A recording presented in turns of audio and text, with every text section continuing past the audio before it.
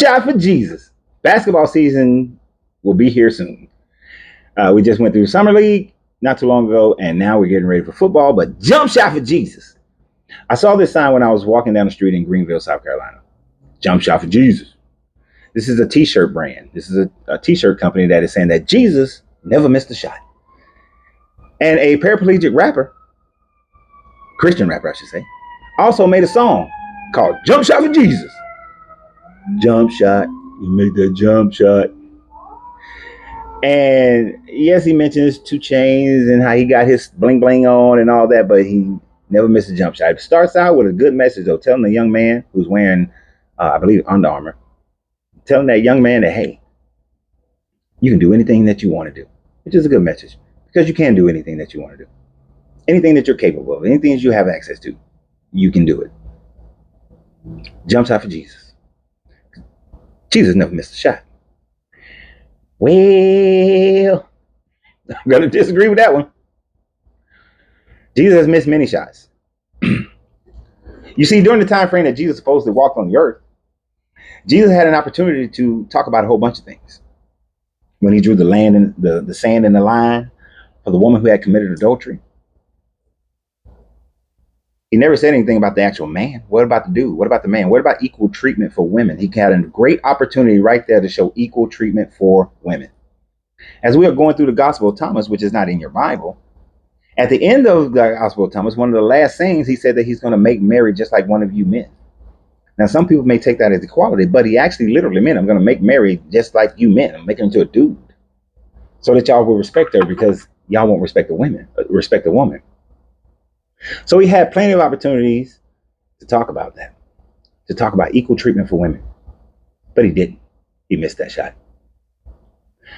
He also missed the game winner.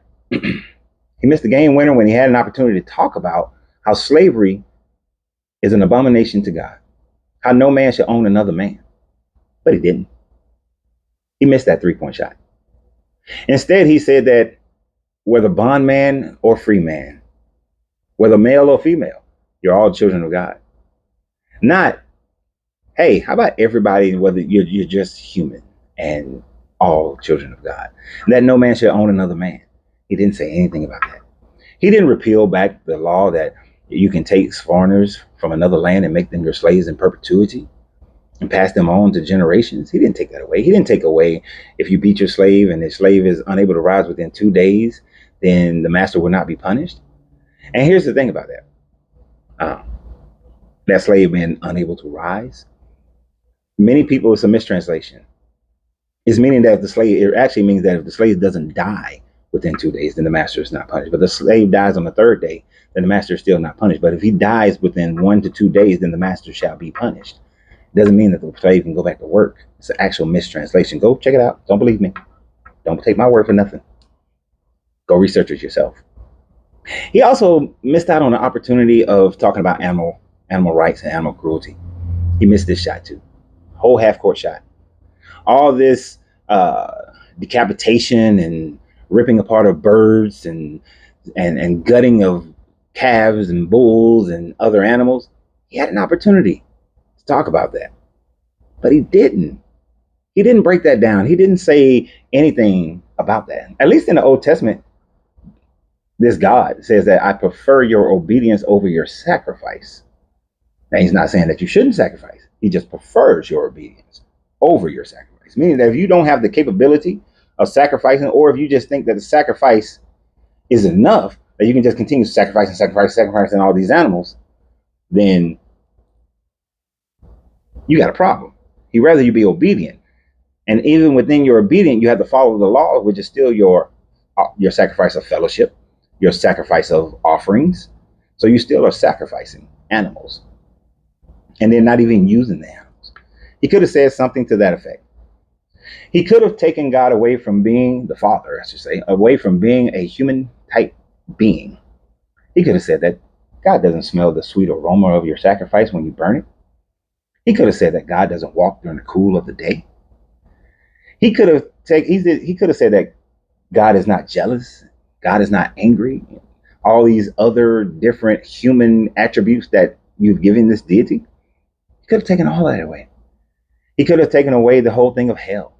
How could a God be so cruel? And this is like the championship game winning 2 seconds on the clock. You get the ball and you got to travel the length of the court to win the game and take home the trophy kind of thing. He could have said that there is no hell other than the one that you create in your own mind, or the one that other people may create for you who have wills that are stronger than yours. He could have said something about that, but he didn't. He did not say a word about the fact that hell doesn't exist except for the part of your brain that you manifest hell. That you're your own devil. You're your own Beelzebub. You're your own Lucifer. Even though Lucifer is not devil, it's just planet Venus.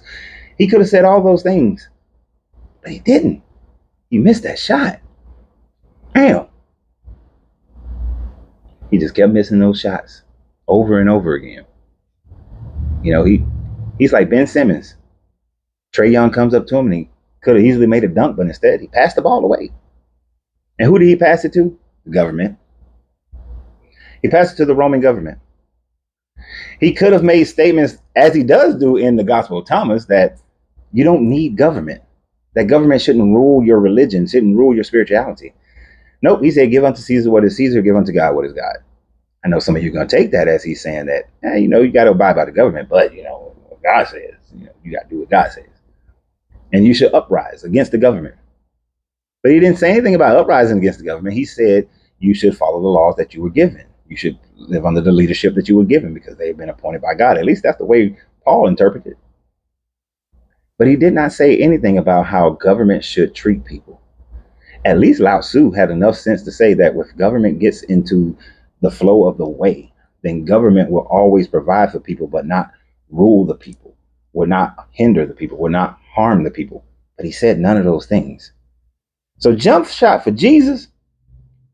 I don't think I want Jesus taking that last jump shot at the end of the game when everything is on the line, because when everything is on the line, your Jesus is about 10%, because otherwise he's not making that shot. Like I said, he's Ben Simmons at the free throw line. He's Ben Simmons when he run up against Trae Young. 6'10" Ben Simmons against 6 foot Trae Young. Whew. Trae was going to block that shit. And I'm a huge Hawks fan. But